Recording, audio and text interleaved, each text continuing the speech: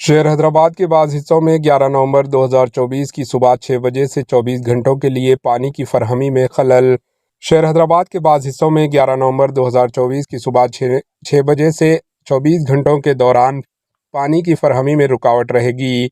जिन इलाकों में आबी सरबराही में खलल होगा इनमें आरसीपुरम, अशोकनगर, ज्योतिनगर, लिंगमपल्ली, चंदानगर, गंगाराम, मदीनागुड़ा, मियाँपुर, बीरमगुड़ा, अमीनपुर, एर्रागड्डा, एसआर नगर, अमीरपेट, केपीएचपी कॉलोनी, कुकटपल्ली, मूसापेट और जगतगिरी गुट्टा शामिल है।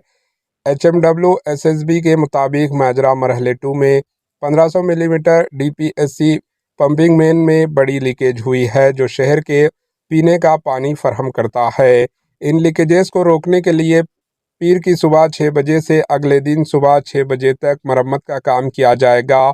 इसी दौरान बाज़ इलाकों में प्रेशर और बाज़ दीगर इलाकों में पानी की सप्लाई में रुकावट रहेगी। Bureau report, AHN news.